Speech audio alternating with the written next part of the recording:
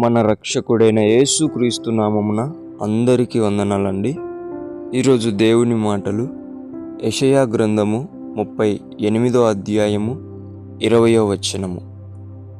మన జీవిత కాలమంతయు యెహోవా మందిరములో తంతి వాయిద్యములు వాయింతుము. దేవుని బిడ్డలారా, ఇక్కడ మనకు తంతి వాయిద్యములు అంటే ఒకటి దేవుని పరిచర్య కనిపిస్తుంది, అలాగుననే దేవుని స్తుతించడము కూడా ఇక్కడ మనకు కనిపిస్తూ ఉంది. చప్పట్లు కొట్టి పాటలు పాడి ఎలాగ దేవుని స్తుతిస్తారో తంతి వాయిద్యములు వాయించి కూడా దేవుని స్తుతించవచ్చు. అలాగున పరిచర్య గురించి, దేవుని స్తుతించడం గురించి దేవుడు మాట్లాడాలనుకుంటున్నాడు. దేవుని బిడ్డలారా, దేవుడు మనల్ని ఎంతగానో ఇష్టపడి స్థిరపరిచి దేవుని మందిరంలో మనల్ని పెట్టి ఉంటాడు, ఏదో ఒక పరిచర్య అప్పగించి. అలాంటి బిడ్డలతో దేవుడు మాట్లాడుతున్న మాట ఏమిటంటే, నీ జీవిత కాలమంతయు ఆ పరిచర్యను వదిలిపెట్టకుండా నీవు కొనసాగించాల.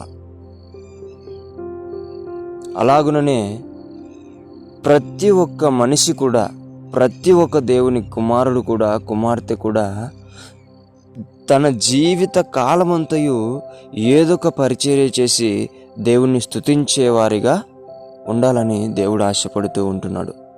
దేవుని బిడ్డలారా, పరిచర్య చేయడం వలన, దేవుణ్ణి స్తుతించడం వలన మన జీవితంలో అనేక కార్యములు దేవుడు చేసినవి మనం చూస్తూ ఉంటాం.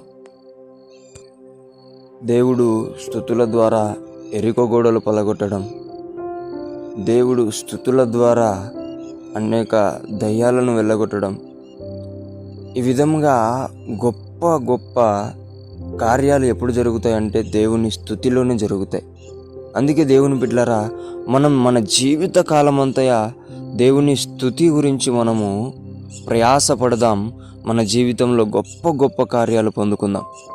దేవుడి మాటలను దీవించునుగాక. ప్రార్థించుకుందాం. యేసయ్యానికి వందనాలు, స్తుతులు, స్తోత్రాలనైనా.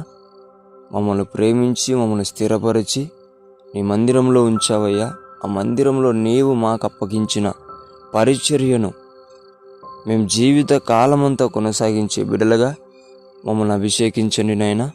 అలాగుననే మా జీవిత కాలమంతా నిన్ను స్తుతించడంలో రుణపడి ఉంటాం ప్రభువా.